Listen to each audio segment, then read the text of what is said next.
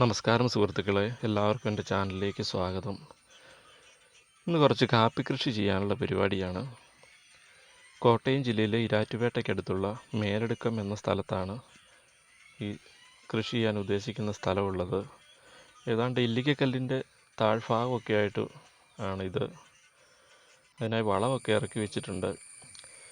ഇത് ചാണകപ്പൊടിയും റോക്ക് ഫോസ്ഫേറ്റും പിന്നെ എല്ലുപൊടിയും ചേർന്ന് മിക്സാക്കിയതാണ് ഈ കാണുന്നത്. ഇപ്പം മൂന്നും കൂടെ ഒരു പടുതായിലേക്ക് ഇട്ടിട്ട് ആ മൂന്നും കൂടെ മിക്സ് ചെയ്ത് അടിവളമായിട്ട് ഇടാനാണ് ഉദ്ദേശിക്കുന്നത്. ഈ കാണുന്ന സ്ഥലത്തേക്കാണ് കാപ്പി നടാനായിട്ട് ഉദ്ദേശിക്കുന്നത്. ഇവിടെ കുറച്ച് കൊക്കോയും കുറച്ച് തെങ്ങുമൊക്കെ നേരത്തെ തന്നെ നട്ടിട്ടുണ്ട്. അതിന് താഴേക്ക് കുറച്ചുകൂടി സ്ഥലമുണ്ട്. അപ്പോൾ അങ്ങോട്ട് കാപ്പി കൃഷി ചെയ്യാമെന്ന് ഓർത്തുകൊണ്ടാണ് ഇരിക്കുന്നത്. നേരത്തെ തന്നെ JCBക്ക് എല്ലാം ഇളക്കിയിട്ടിരിക്കുന്നതാണ്. JCB വന്ന കൂട്ടത്തിൽ ഇവിടെ ഒരു ചെറിയൊരു കുളം കൂടെ കുത്തിയിട്ടുണ്ട്. വേനൽക്കാലത്ത് വെള്ളത്തിന് ക്ഷാമം വരുവാണെങ്കിൽ വെള്ളം പിടിച്ചിടാനായിട്ട് ഒരു പടുതാക്കുളത്തിനായിട്ടാണ് കുളം കുത്തിയിരിക്കുന്നത്. ഇപ്പം നല്ല മഴയൊക്കെ കിട്ടി, അതുകൊണ്ട് മണ്ണൊക്കെ നന്നായിട്ട് ഇളകിയൊക്കെ ഇരിക്കുകയാണ്.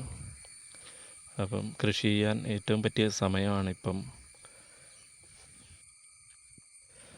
ഇത് വളരെ ഒരു തൂക്കമായിട്ടുള്ളൊരു സ്ഥലം കൂടിയാണ്.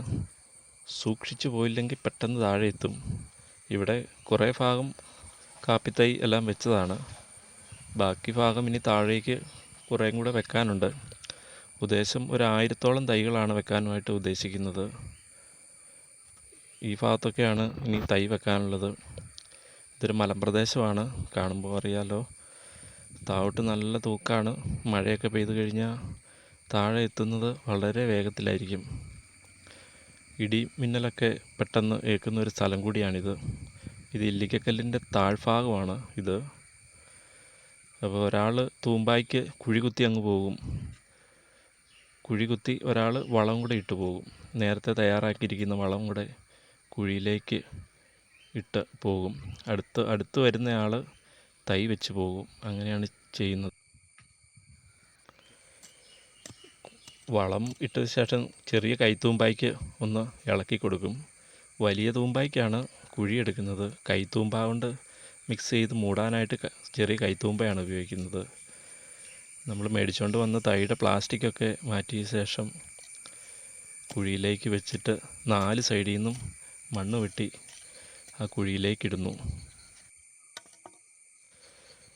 നടുമ്പോൾ പ്രത്യേകം ശ്രദ്ധിക്കേണ്ട കാര്യം എന്താണെന്ന് വെച്ചാൽ നന്നായിട്ട് ചവിട്ടി ഉറപ്പിക്കണം.